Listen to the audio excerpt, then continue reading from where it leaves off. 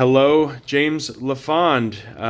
Everyone, I'm TB Wright. I'm going to discuss with James here this novel, Dollar Joe, a Maskland short novel.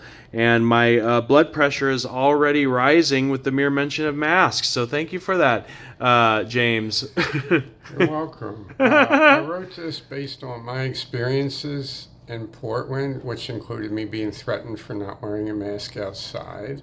That actually happened. I was in line at the Dollar Tree, and I saw a young man who was attacked by a larger, younger man and two women for the crime of not wearing a mask. He was in the process. Physically. Right. They actually went crash through shelving and everything. Oh, he should have sued the pants off of him. It was...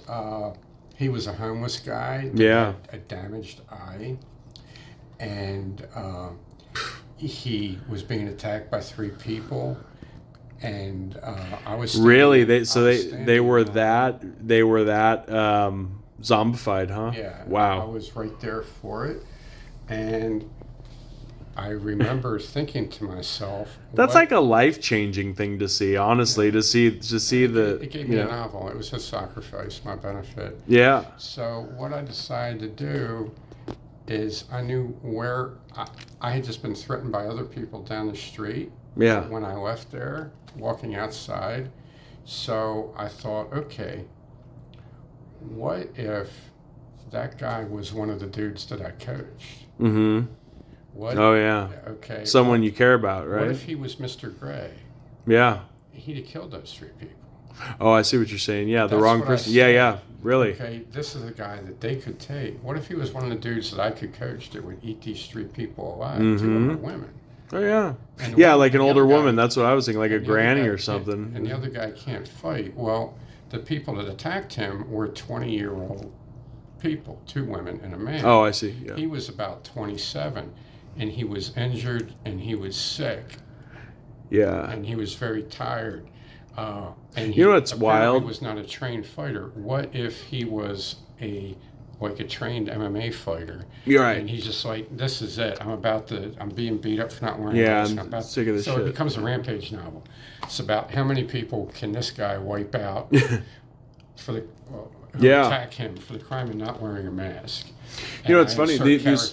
These folks that took it upon themselves to restrain a wrong-thinking pedestrian. Imagine, so if you talk to them today, I guarantee you they would deny having ever participated in the PSYOP. They would probably just sheepishly, like, they wouldn't even say a word about it. And it's the silence that gets me. You know, it's like, it's this, you can't, like, if you admitted, okay, I got a little loony there, I'm going to watch myself. Okay, I can take that. But just the silence is deafening, is it not? Because we saw it, on Facebook, social media, we saw it plastered every which way. And they were calling for folks to be rounded up, and like forcefully injected. These were people. I mean, these were like our fellow Americans. Like, all right. I inserted all real characters in here. Yeah. Mostly people that, all people that I knew, but there was, there's a scene in here where the little girl that I wrote the story for, this was Mothers with Masks. Yeah. I write her in here, and she has a real quote when she called her mother cussing one time, and her mother invoked Jesus Christ. Okay? And this little girl had the greatest comeback ever, where she's a very religious young girl that goes to a Catholic school, and she takes her Bible studies seriously. Yeah. And she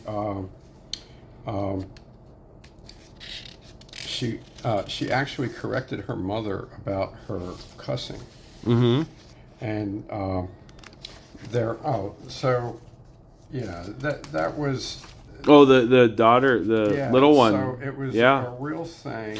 That's fascinating. So what you're demonstrating is the topsy-turviness of the times, where you've got children on playgrounds wearing masks, and they're more of the adults and have more of the common sense than the adults do. Where they have this this automatic revulsion to the thing. They're pulling it off, and then you've got these we've got this the adults are going with it, but kids instinctually know that it's wrong. I know this kind of drifts a bit, but is this kind of in the same? Okay. Is that what you're trying to get at? Like the adults are gone fishing. So she felt pity for Mommy and wished that Mom was here, Mom's grandma, who would not be scared of these bad guys' bodies and would be helping the kicked up girl.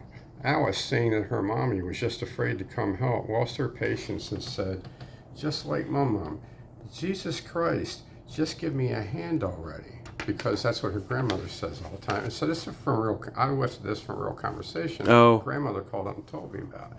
Mommy then seemed embarrassed, like someone might have heard that, even though they were all driving away as fast as possible, and hissed, don't call that name. It was time to lose patience with Mommy. These times do come often in the life of a little girl. Yeah. So the little girl says, well, at least my God's name is not what the fuck. Whoa. Because that's what her mother had just said. James, that's really good. Yeah, that's really good. So she really I like said that. There was a situation where this little girl's mother said, what the fuck? And then she imitated her grandmother. Wish I could highlight said, that. Well, yeah. Jesus Christ. And her mother said, don't do that. Don't use the word's name in vain. Yeah. And then she said, well, at least my God's name is not what the fuck. Yeah, right. We're calling her out straight up. Yeah, yeah, precisely. Okay. So anyhow, so that was like real dialogue I used. But so is there a connection there though? Where so it sounds like what we're seeing is these were all stories that people were telling me in that time across the country about what just of lunacy, huh? 7-Eleven. Yes, so they were all in there. But I put this violent character reacting to that attack that I saw. Yeah. Because I took one man that I knew, and I knew what he was physically capable of. What if this happened to him? Right. If that happened to him, this is game over. Right. He's breaking necks. Oh yeah, yeah. Just that one guy. Yeah. And then he's going to. It makes you wonder because the cops are going to have to put him down. Well, there's a variety of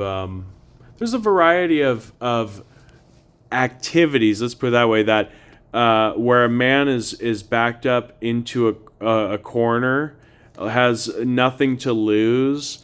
And there's a variety of scenarios, if you really think about it, whereby just that one person has had enough. Yeah. Yeah. And I wrote myself in as the bystander that stood in line and did nothing as I was. Yeah. I wrote myself in as the person that didn't get involved. Gotcha. Yeah. Okay. Yeah. Well, very good. Thank you. That's good stuff. This would be a good read. And look at that. Look at the. It kind of reminds me of Menthol Rampage, just stylistically. Yeah, I like this. It's a Rampage novel. It's just. Oh, it is. Well, yeah. It definitely is. There's comedy, real dialogue, and real characters that I put in there, and it was stuff that was happening at the time. Like a friend of mine that was a beverage salesman was threatened by a middle-aged woman for not wearing a mask while he was doing his order in the store. Let me ask you this. When you released this, did you get pushback at all? Did anyone Nobody even read it. Oh, it's one of those things, yeah. Yeah, most of my stuff just goes right down the memory hole. I'm okay. Yeah. Well, very good. I don't think anybody read that novel except for Lynn.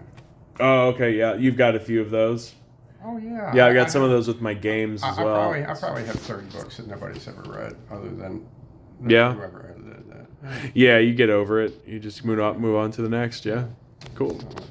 Well, thanks for sharing with us. No problem.